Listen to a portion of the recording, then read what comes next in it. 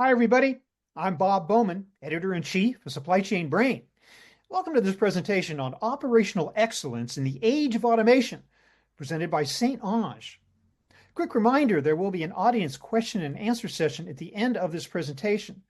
Audience members are encouraged to submit their questions at any time during the presentation by clicking on that Q&A icon at the bottom of your screen. So with all of the technological advances of recent years, it's easy to get caught up in the excitement that surrounds automation and distribution fulfillment centers, especially when the results can mean faster, more accurate, and more cost-effective operations. Yet, while automation can improve your business, it won't eliminate the challenges facing an operation that isn't process-driven, efficient, nimble, or one where leaders and employees are bought in. So today, we're going to explore how practicing operational excellence can boost your potential with or without automation by standardizing processes, creating an end-to-end value stream map, prioritizing needs, and implementing a labor management program. With that, I'd like to introduce our speaker for today. Danya Brown is a project manager at St. Ange Company. She brings over 24 years of experience in operations and engineering. Danya's career commenced in the rail industry as an operations manager, where she later transitioned into terminal and facility management. After 12 years, she moved into retail distribution operations, expanding her expertise to include inventory control, training, labor management systems, and WMS super user functionality. Danya eventually shifted to an industrial engineering role and later into fulfillment center engineering before embarking on a consulting career at St. Ange Company. With that, I want to pass it over to Danya for her presentation. Danya, take it away. Thanks, Bob. And thank you so much to Supply Chain Brain for this opportunity to talk about a subject I am passionate about, operational excellence. Now, several years ago, my favorite active college basketball coach, Phil Self, shared a saying with his team. He said, "Don't worry about the mule, just load the wagon." This reminder to focus on what needed to get done now instead of worrying about how to get to the destination was great advice for the basketball team. And sometimes in my own life, that's good to remember. But when it comes to operational excellence, understanding how we get to the end is critical to success. In fact, an operational excellence culture is the mule that gets us to our goal. Now, I'm certain that there'll be no arguments around the importance of operational excellence. But far too often, I see people hanging their hopes on software or technology or a piece of data instead of realizing the biggest potential lies within basic principles of warehousing. Things like standardization or labor management, planning and standards, order management, training programs, and operational efficiency. Now, as you can tell by the slide I'm showing, items like this might be organizational or they can be operational in nature. And I didn't even list all the possibilities in here. But all of these items and more contribute to an organization's culture of operational excellence. But what is operational excellence? Now, you're going to find a lot of different perspectives out there. But for the purpose of this webinar, I want to define this for you by operational excellence being an organization's systemic approach of improving performance through the creation of a continuous improvement culture, as well as the implementation of principles and programs across the organization that reduce cost and waste, improve safety, quality, and productivity, and increase efficiency and engagement. Now, that's a really broad definition, so let me add a little depth as well. It's not just a program. It has programs, but it's not just a program. It's a culture. It's not a slogan. It's a way of doing business. It's not a piece of equipment or automation. It's the equipment and automation and the people who use it. And it's not just relatable to one particular organization or person. It's relatable across all organizations and all people. Now that we've defined this, let's talk a little bit about why you should care about operational excellence. Being an engineer, I've got to give you a few data points. So let's look at these. The current average labor cost in warehousing is $17.54 an hour, which is up from last year and up from the year before. There's currently around 300,000 open warehouse jobs out there right now, so very competitive job market. Warehouse employee turnover rate is 30 to 35%, and the average tenure for frontline managers in warehousing is 1 to 2 years. Now, what does all this tell me? Well, basically, it says that it's getting more expensive to staff and run a warehouse with less knowledgeable people in those key positions on the front line. Add on top of that, increasing equipment cost, more complex SKU and storage requirements, reduced order size with greater operational complexity, along with high marketplace competition due to customer needs. Then include the benefit of increasing availability and scalability of automation in the industry. You might be left feeling a little overwhelmed and wondering how you're going to get started and how to keep up. There's really no reason to feel overwhelmed. A lot of these things that we just talked about can be right-sized, they can be standardized, they can be measured, and you can hold accountable to production requirements through an effective operational excellence culture. I do think that we can all agree that the cost of doing business isn't going down. So now let's talk about some of the tangible benefits of an operational excellence culture. Now, the impact's going to vary based on your business and the maturity of the programs that you have in place now.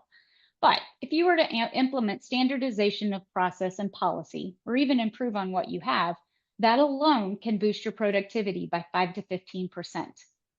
Implementation of a labor management program can decrease labor by 10 to 20%.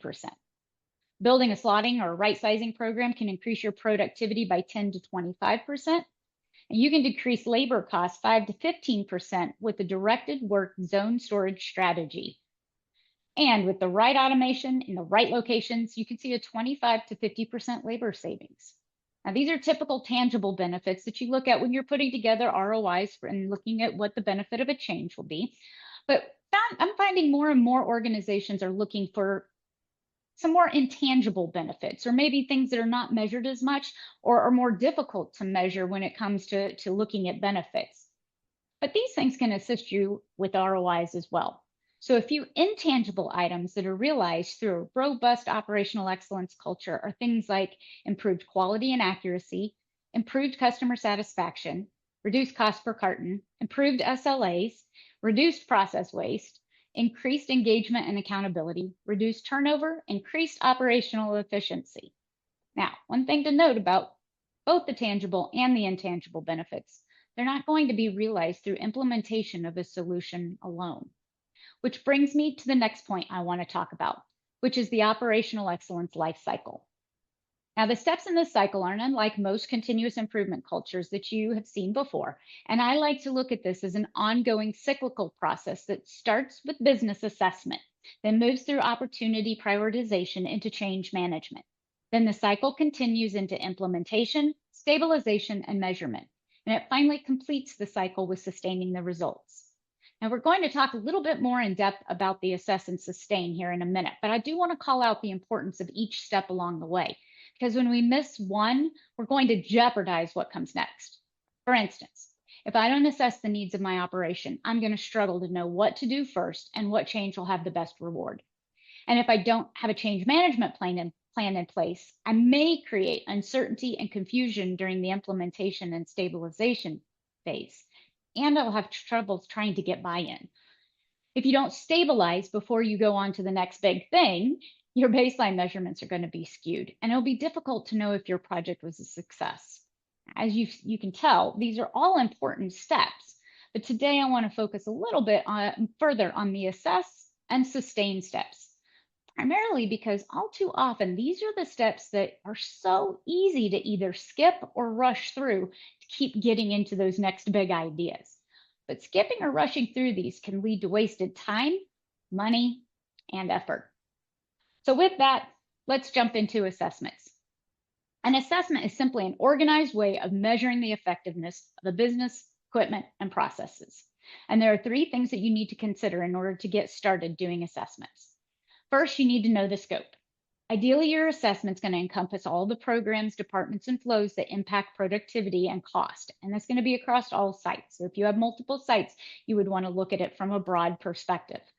Next, you're going to want to consider who is going to, or when you're going to execute the assessment. For instance, are you going to do this during peak time or maybe on off-peak time? This is really a business call, but it's really important to remember that lower or higher volumes may not present the same opportunities that you would see in a typical day. Finally, you want to understand how those results that you get from your assessment will be used.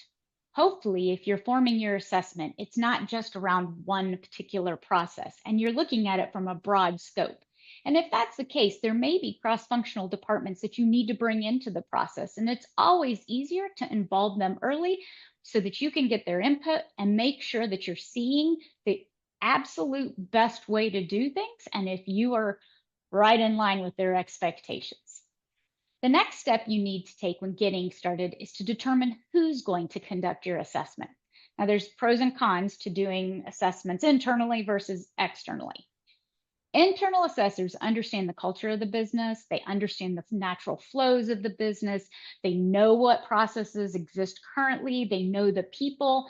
So having an internal assessor is a great thing to do. But there's also external assessors. When you use external assessors, they're really able to bring in an unbiased view with knowledge from across the industry and are often more comfortable with communication of results to various levels of the organization. Not only that, a lot of time external assessors can help you with prioritization and change management needs once you've got your assessment complete. So once you understand the scope and know who will be doing the assessment, you need to define the criteria and the scoring mechanism. If you're creating your own assessment, I really recommend keeping it simple to start. Define what you're assessing, how you're going to score it, and what criteria determines that score. You can always add complexity over time because remember, operational excellence lifecycle is cyclical. Now, if you're using an external assessor, be sure to spend time with them before starting the assessment to align with your business values and objectives. Make sure that they're including things like safety and key metrics and quality, along with efficiency. Regardless of who does your assessment, remember that the end goal is to be able to compile a list of opportunities in order to move into the next phase of the operational excellence lifecycle, which is prioritization. Now, I want to wrap up assessments with some keys to success that I've learned over the years. First key to success, don't rush. You can expect an assessment to take 2 to 3 days, depending on the scope and the state of your business. If you're doing it internally, make sure your assessor is prepared to dedicate the time to that task. And also make sure you have necessary resources available, maybe other leaders that will need to answer questions, or even trainers that can answer questions. Either way, the business and the assessor needs to be prepared to be flexible to ensure a good representation of a typical day. The next key to success is to seek first to understand. It isn't uncommon for people to jump to conclusions when they observe an unexpected action. Instead of jumping, though, stand back and wait. Watch the work progress through the cycle. Don't interrupt or ask questions at that moment, or even correct behavior unless there's a safety risk at hand. If you still have questions at the end of that work cycle, then stop and ask some questions to get clarity before determining how to score the observed task. And then the third key to success relates to how people behave when they're being observed. Typically, people either speed up, oftentimes making mistakes and skipping through steps that they wouldn't normally, or they slow down and become more methodical. I like to tell people that when they're doing an assessment, it's always best to observe from a distance. Give people some space and let them forget you're there. This usually takes about 10 to 15 minutes. Now, over the years, I've also found that some of the best spots to observe processes, and especially over multiple areas or departments, is to stand on top of the mezzanine or maybe on top of the pick mod, somewhere I can observe without being intrusive. But be sure you take notes if you do that and follow up with questions if needed.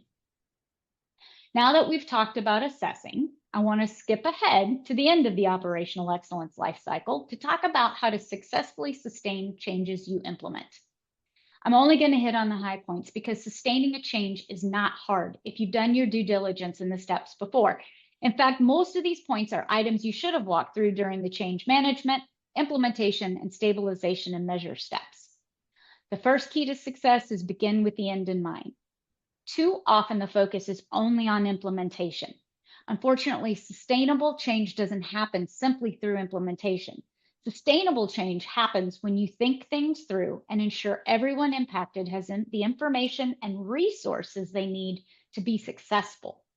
Now, this only comes through a robust change management program, and that may include things like creating SOPs, creating a training program, creating a communication plan, and a ramp-up plan to performance metrics.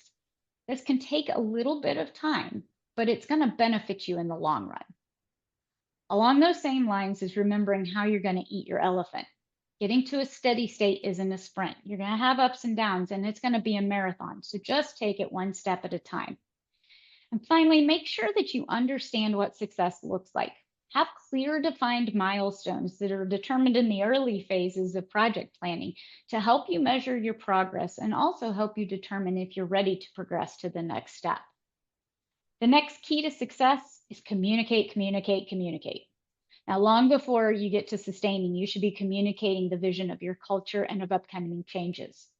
When you communicate with your employees, be sure to take a look at the change and how it impacts their work and their work life. If you're not sure of that impact, ask. Establish a communication board or maybe a question box, maybe hold some town hall meetings, but make sure your employees can walk with you through the change. That brings me to my next point. You've got to gain buy-in to ensure sustainability. Too often, I see businesses get compliance, but not buy-in. There's a difference between the two. And the difference essentially is one is checking a box and the other is building the culture. You want your leaders and key employees to be brought into the planning and overall vision so that they can communicate with their peers, they build up excitement about what's to come, and they can help you troubleshoot as you go along. And as you reach your milestones, the best part is when you bring them along with you, you can celebrate together. Now, the last thing I want to talk about regarding sustainability and keys to success is inspecting what you expect. I know it sounds cliche, but too often operations will find themselves struggling to sustain their results because there wasn't a plan in place to do three things: to develop a training and audit program, to measure and track over time, and finally to develop accountability through policy and incentives. Now that we've talked a little bit about what operational excellence is and why you need an operational excellence culture, and then we talked about the assess and sustain steps, I want to share some real life examples where a culture of operational excellence could have really improved the outcome of an implementation. Now, our first example comes from a business leader who was walking through a site and saw unidentified piles of materials and supplies everywhere throughout the warehouse. There was a general lack of organization. There were labor efficiencies everywhere, and the site was told, get it cleaned up. Now, the site leader had some knowledge around this thing called a 5S program, and they thought that it would correct the issue. And so what they did is they proceeded to purchase a whole bunch of different colored tape and started to get it put down on the ground, and they started tasking their areas to sort things into those different colored boxes on the ground. As you can imagine, 6 months later, well, there wasn't much progress. When the business leader came back, they found that those spaces were just overflowing. They were disorganized. People didn't know what went where. In addition, there were new piles all throughout the warehouse. In the case of this, if an operational excellence culture had been in place, there was some things that should have happened if they were going to do 5S and change what the situation was. The first thing is that they should have developed a change management plan. Now, this plan would have included training and documentation and communication about what 5S was, why they were needing to do it, why it's important to the people who are working on the floor to have a nice organized workspace. And they would have done all this before any taping or changes were made. The second thing they would have done is if they were going to do a 5S program, they would have done the 5S's. So 5S is more than just slapping tape on the ground and putting things in new piles, or my favorite, labeling. But no, they would want to go through the whole process of sort, set in order, shine, standardize, and sustain. And then the last thing that would have been happening if an operational culture had been in place, they would have been addressing the variance along the way. You wouldn't have gotten 6 months later and found piles and new piles. There would have been an ongoing communication and training happening up to the point when it was decided to move into accountability. Now, our next example comes from a company that wanted to implement one of my favorite programs, which is the labor management program. However, the site didn't have any SOPs. They weren't standardized at all. They didn't have a productivity accountability, let alone a policy, and they didn't have any training. Regardless, the site decided they wanted to march ahead, and they launched SOP, labor standards, and a productivity accountability at the same time. As you can imagine, the employees were not happy. They complained about unfair standards. The managers were frustrated because they didn't understand how the standards were calculated or how to correct the behaviors they were seeing. It just was not a good, it wasn't a good situation. And eventually upper management decided, hey, we're going to abandon this labor management program. Now, in the case of having an operational excellence culture in place, there's some things that should have happened when they were planning on launching this program.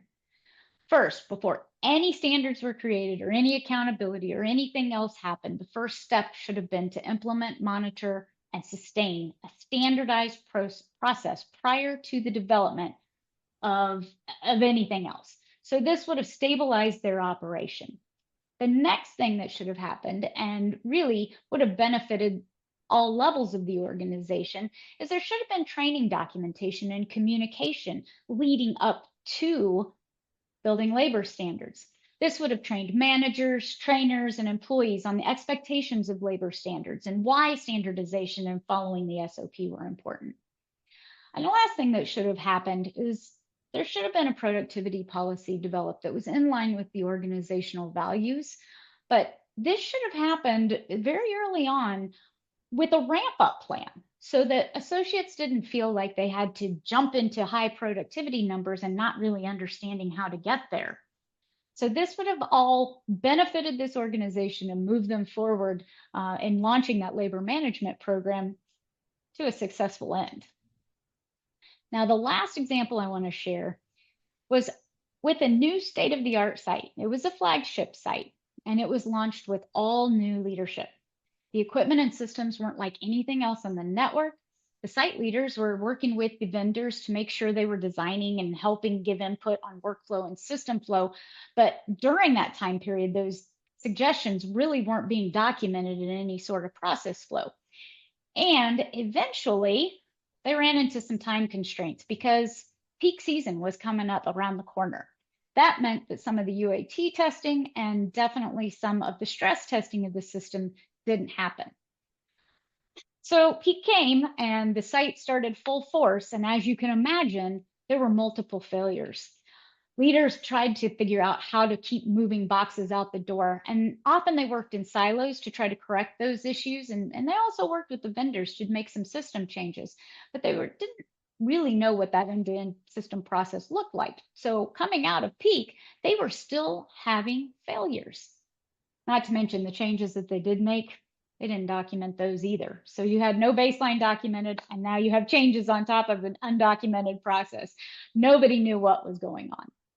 Now, an operational excellence culture would have put some framework in place. And what should have happened was there should have been a project plan. And this project plan would have included the adequate time for the user acceptance training and testing, as well as the stress testing. In addition to that, they would have had some change management protocol in place. That would have included things like change requests and review process, and it would have been assigned to an owner. During this process, you also would have had the opportunity to document a baseline. That baseline would have fueled any changes or decisions around changes. And then the final piece is that they could have updated that document because they had it in front of them. And then when the changes occurred, they could determine whether or not they were beneficial or not. And if more changes were needed, they could have made those very simply based on that design that they had documented.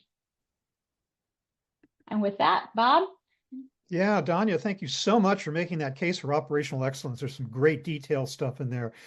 We are now at the portion of the presentation where I have the privilege of asking you a series of questions to kind of bring out into more detail what you've been talking about. But don't forget that following this section, there will indeed be an audience question and answer session. And so even as we are talking now, audience, please continue to submit your questions by clicking on that Q&A icon at the bottom of your screen, and we'll get to as many of those as possible. So, Danya, Yes. I know you just made a really good case for operational excellence, but I'm just wondering if you could just sort of sum up for me. If I'm a company and I come to you and say, why should I spend the time and money to do this? Why should I build up an operational excellence culture in my organization?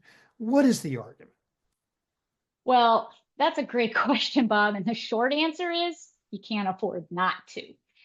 Business environment right now is changing fast. Like I mentioned in the very beginning, automation is coming into play, and we have all these new softwares and companies that are creating all this technology. Companies are going to have to invest in making their operation effective and efficient through things like labor management programs, or they're going to need to be able to invest in these softwares just to stay competitive. The problem Okay. is with that is that you just don't want to invest all this time and money and then find out you're not getting the results that you expected. Yeah. Now, unless you're going fully automated, which if you can go fully automated, we may have a different conversation. But as long as you're dealing with people, you're going to need to make sure that you have change and management programs in place to help them come along with you. Also, the labor market is extremely competitive, and you've got to be engaged with your workforce. Operational excellence culture doesn't just bring accountability, it does, which is great, but it also brings transparency and communication across that organization. As a whole, people want to feel valued. They want to work someplace where they're needed, that they understand their expectations. They want to feel like they're able to impact their workspace in a positive direction, and they want to come along with their leaders to celebrate wins. And when they get engaged in a shared vision of success, then it makes it easier to implement changes in the future, and you've got their buy-in and you've got champions that come with you along the way. Good point you're making that if you are a completely automated operation with a lights out warehouse, you don't need to be listening to what we have to say today. But how many of those are out there these days? Very, Not a very lot. few. Yep. Not a Somehow lot. people always seem to crawl into the into the warehouse and stick around. So great advice Yep. there. Okay, so say that a company already knows or thinks it Mhm. knows what its operational gaps are. Why should it bother to do an assessment? Great question. What I found is that anytime I go in and I ask someone in the business, what isn't working? Guess what? I get an answer.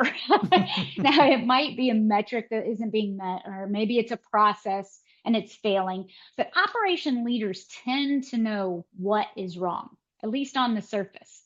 What they may not know is why it's wrong. This is really where assessments come into play. When you do an assessment and you truly spend the time building it out and building criteria that spans your building and maybe even your entire organization, you really get a clear vision of all the gaps throughout the organization. And then you can start connecting those that are interrelated because you have a full picture. Now, an assessment itself may or may not show a correlation, but when you start prioritizing, you might start seeing some similar trends in different departments or maybe through different processes.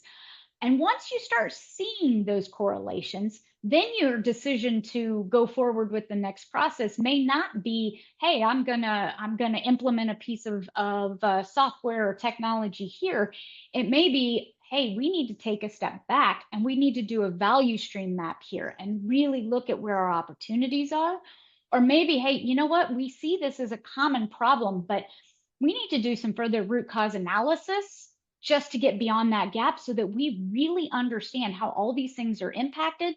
And we recognize if we make a change, what else is going to impact. Because the worst thing you can get as an organization is you put something in to fix one problem and you break something else. So Yeah. it's very important that you take this holistic look, and an assessment gets you started on that. Okay, but what are some common pitfalls that companies might encounter when they're implementing something new that an Mm-hmm. operational excellence program is supposed could solve potentially? Yep, that's a great question, Bob. And I'd say that I think the biggest pitfall that I see is people really underestimating the amount of change required to get ready for that implementation.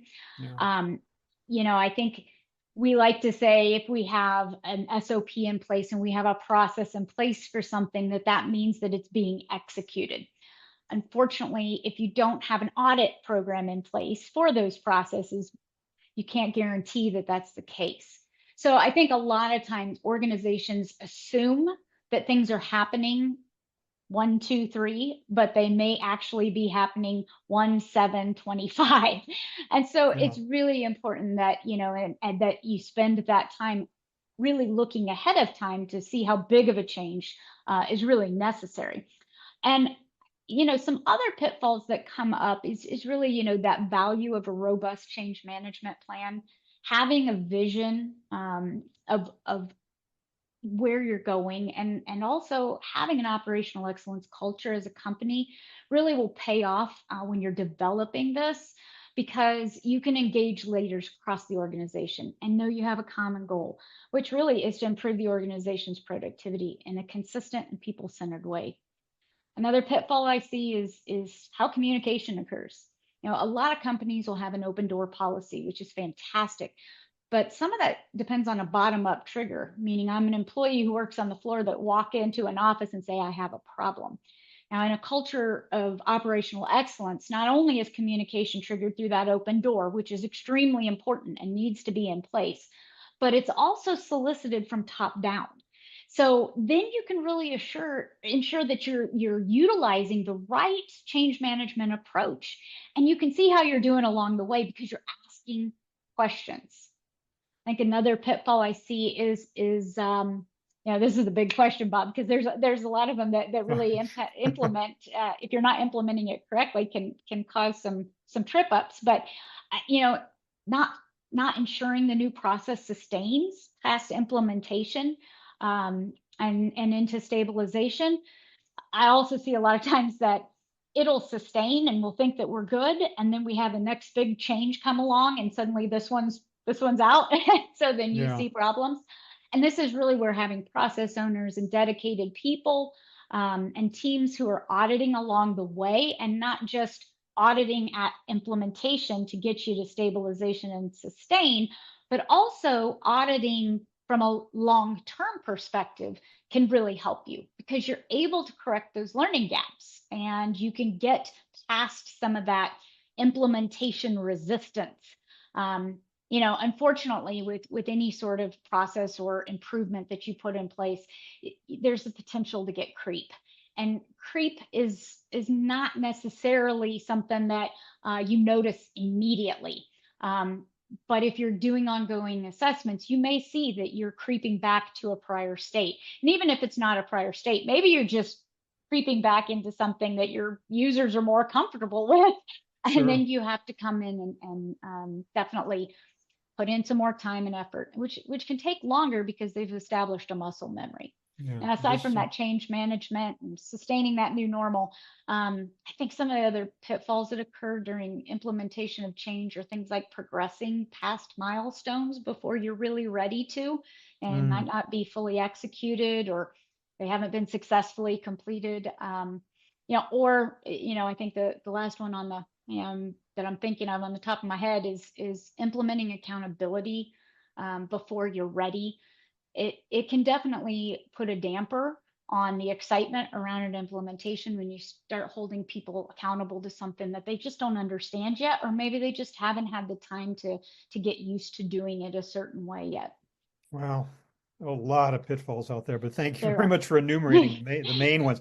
Okay, so should you be spending the time and resources on an operational excellence program? Absolutely. But given that, how long will it take and how much will it cost to start it up?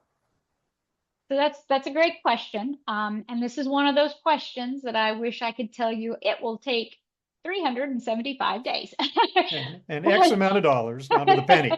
yeah, Hmm. but the reality is kind of depends on where you're starting at. If you already have metrics and labor expectations in place, and you are auditing to those expectations or holding people accountable to them, taking your business to the next level isn't going to be as challenging as an org that doesn't have a good foundation. Now, there is some good news. The good news is that where you start. So whether you're already fully rocking and rolling and you're trying just to look for the next thing that will give you improvement, or you're standing and looking at a blank slate going, oh, the opportunities are endless. Um, where you start doesn't necessarily mean more money. Great example of this is with an implementation of standardization. So when you look at the cost to write SOPs and build out an audit program, that's a time cost of an employee or maybe an external resource, but it's significantly less than, say, an investment in, say, labor management software. Now, that doesn't mean that the ROI is bigger or smaller. You still have a substantial ROI with both, but it depends on where you're starting at, what that cost will be and the length of time that it will take to implement it. We use this vague word resources. We say, hey, you got to put resources into this effort. What the heck are we talking about? I mean, money obviously is one, but what more in more detail are the resources you need to actually build an operational excellence program? That's a great question, Bob. From my perspective of resources and what resources are, it's people. In the beginning, you don't have to have a lot of people. You just need an owner, and this could be somebody who's already existing, or it could be multiple leaders in your organization. We have clients that will also engage us that might, help develop material and project plan, but the building owners are walking alongside us, and maybe they're a senior ops manager or something along that line. But as the culture and the program grows, you want to build out the center of excellence team. And this can either be with existing personnel or maybe new ones. But typically you want to pull in an analyst who can pull some data and work with data, a system specialist, somebody who understands software and WMS and its capabilities. You got to have an industrial engineer because they're going to understand the processes, the value stream mapping and labor standards. And maybe a training specialist or a manager who can write documentation. And then, of course, somebody who can bring all those work streams together. But again, it can be people within your organization already that you just say, hey, you're dedicated to helping on projects when projects occur, or it can be brand new people in your organization. Get a little vaguer though. I mean, you're an engineer, so you're really into the details and the stuff like that. But there's also this notion of creativity. How do you encourage creativity in what is maybe a structured and standardized by depth, by need environment? I think this is one of the things that I hear the most when I go in and I talk to people and I talk to operations about standardization. Is the biggest fear that they have, that they're going to lose their ability to solve and think outside of that box. And absolutely, it can happen. It can happen if there isn't a culture in place that will support and encourage those new ideas and those new things.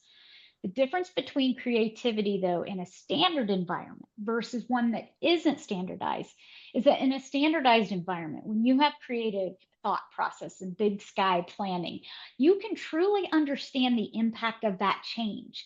And then the organization can spend time really looking at the risk reward of that new idea and feel confident in the change instead of being afraid of it. Like I said, there's got to be a forum to express new ideas or brainstorm potential improvements. And it doesn't always have to come from the people designated to be in the operational excellence department.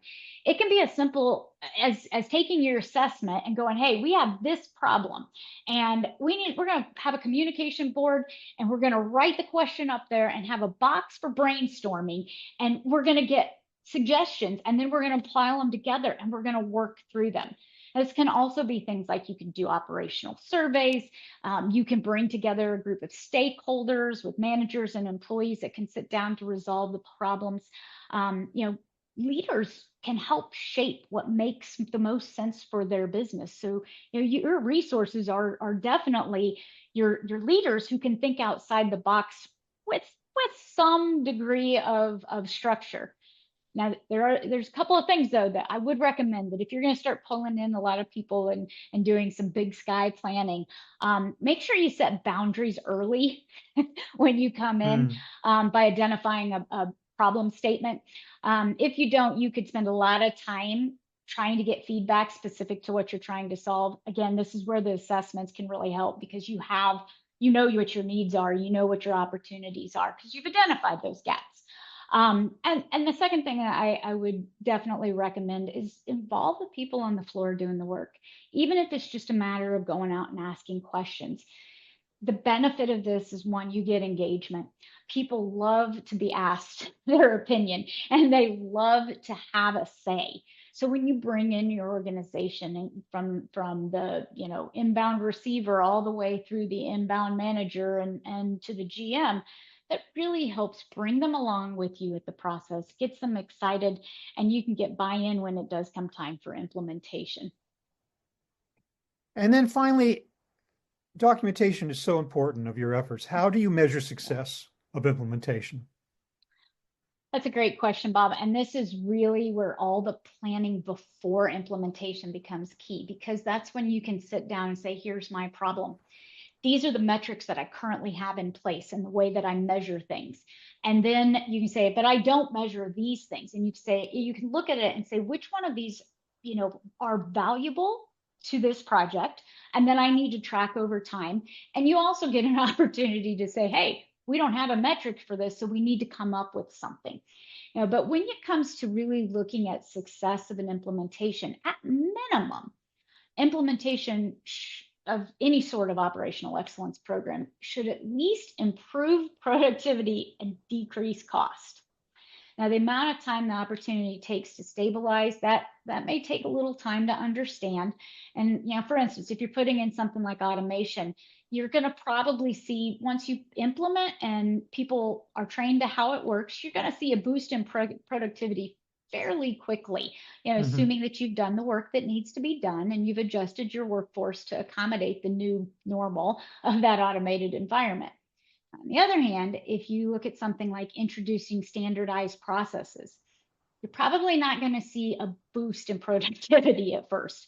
In fact, you might actually see a dip in production as people learn how to perform according to this new standard process. Okay. But don't worry, once that process is committed to muscle memory, which can take anywhere from 3 to 6 weeks, depending on the complexity of the process, and definitely is dependent on how consistent you are in correcting those behaviors. But what you'll see is a steady increase as the business normalizes. Okay. Hate to cut you off here, but I really do want to get into the audience Q&A portion of Absolutely. we do have a number of audience questions, and audience members are encouraged to continue to submit those questions as we are answering what's already come in. And we'll get to them as many of them as we can, time permitting. So this question comes in and says, we are a manual operation with limited reporting and system capabilities. Can we still implement operational excellence programs? Yes, yes, yes. Nothing stops an operation from deciding to standardize. That's the easiest answer to that. Even if you're a manual operation, standardization is something that anyone can do. You don't have to have system capabilities that are, high tech and fast. You can put standardized processes in place. You can, even as time progresses, do some basic time studies to understand how long it takes for those tasks to be done. It is absolutely not a limitation to be a manual operation. We do tend to be more people focused and focus on things such that, well, I'll call it, we want to focus on the pump. So the idea that pace and utilization and method is all components of performance. So you're going to do more behavioral observation and more accountability through those observations. But don't let being a manual operation limit what you implement, because you can have a huge impact on your workspace. Okay. This question, I think, kind of reflects the talk about buy-in earlier, and that is, how can I convince our leadership to invest in operational excellence, assuming you don't have Danya Brown sitting talking directly to the CEO and making this great case? How do you do that? Yep. That's a great question. I would really say that, the best way to show value is to make small changes in what you can impact. So even if I am a frontline manager, I am managing people and I have an environment and I can do things that impact that environment. Simple things like, and I'll use inbound as an example, maybe I'm moving pallets into a centralized location so people aren't looking everywhere for it. But the key is with that is that when you do implement those things, you want to measure the before and the after, and then you can start getting some trends going, and then you can report those results. And now you've just proved yourself to be a rock star to your leaders, because here I've implemented something that's having a positive change on productivity, or maybe it's engagement, or maybe it's just people are more happy to work in your area. So there's Yeah. definitely a lot you can do Okay. to show them. This questioner wants to know, it says, wouldn't automation help me solve the same things an operational excellence program would? I mean, at the top of the show, you said it with or without automation, but this person's saying, Yeah. why not just automation? Well, you absolutely can do automation. And in fact, I'm gonna give you this caveat. Yeah. Operational excellence isn't anti-automation. Okay. So it's quite the contrary. The right automation in the right place is part of an operational culture, but you got to get there. And if, again, as I think we talked about it before, unless I'm going fully automated, I still have people. And if I have people, then I need to bring them along with the process and in putting that automation in the right place. Installing automation is going to absolutely help improve your metrics, but you'll struggle if you don't have some sort of operational excellence programs, such as your change management and your labor management and your metric reporting in place to help you to make sure that you're getting the best value and that you're achieving the results expected. Okay. Questioner says, within the context of a distribution environment, how do you balance standardization with the need for local flexibility or autonomy? Good question. That is a very good question. In a distribution environment, it is definitely something that there's some basic principles that you need to agree on within the four walls. So again, there's different cultures out there in our distribution centers, and without knowing that culture, it's kind of hard to say do 1, 2, 3, 4. But I will say that if, as a building, you can collectively agree on certain things, hey, we're going to be standardized in our process, meaning I'm going to document something and this is how people are going to do it. And then you can agree everything else is open for continuous improvement, or perhaps to interpretation. Then you can start building a culture around those things that are standardized, and then you can test to see how those more flexible spaces, how they're really impacting the business, and determine, hey, is this maybe this is the best idea for everyone, and we need to move it into that standardized range instead of leaving it open for interpretation. Back to the topic of change management, the question is, what change management strategies have worked best when deploying new operational standards? Well, that's a very big question, but I'm going to start with the fact that the first one that's the most important or the biggest strategy is you need to communicate what you're doing and why. Your employees need to understand why you want to implement labor management. They need to understand what benefits it is, not only to the organization, but to them personally. When we start talking about accountability and metrics and putting in standards, and the workforce, they're not resistant because they just don't want to work. It's mostly because we haven't done a good job communicating. So I say, when it comes to change management, start communicating early and communicate with transparency throughout, and share that plan as you go along. And definitely look for those key leaders that maybe aren't actual leaders, but they're leaders within the organization, because they have a voice that carries and resonates with the rest of your workforce, and bring them with you in the process. And of course, be willing to listen as well. Fantastic. The questioner says that you did mention the high level of labor rotation turnover, especially for managers of just 1 to 2 years. What is your recommendations to not waste time and money in training? I think that there's always the potential when you're talking in an environment where there's so many available options. People are looking for the job that's going to pay more, that they're going to, that they can get to where they want to go faster, or maybe it's closer to where they live, or whatever those options are. So, there's not one target that will say, hey, if you do this, then you're going to retain your people.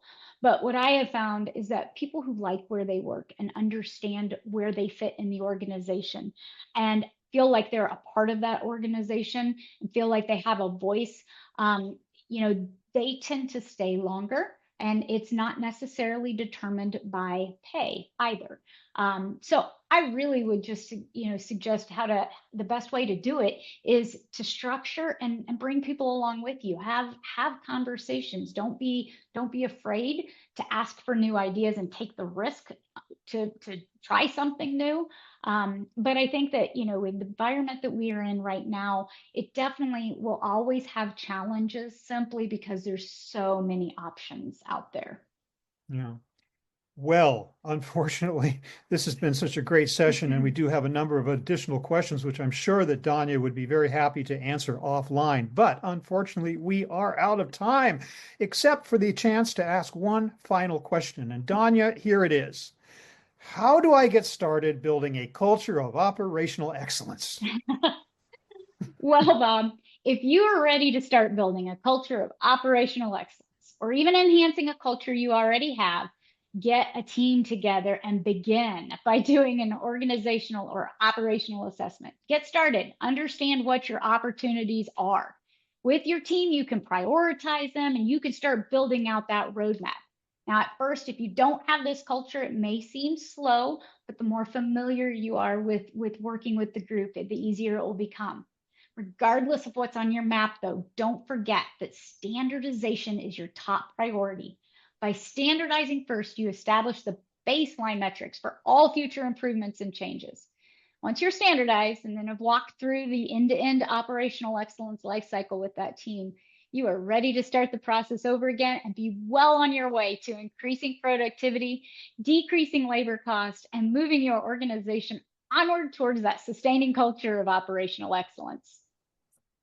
What a valuable hour this has been with you, Danya Brown. Thank you so much for your time, helping us to understand a deep dive into what operational excellence really means. Thank you so much for that. And audience, thank you also for your attendance and your great questions too. I've learned so much in this last hour.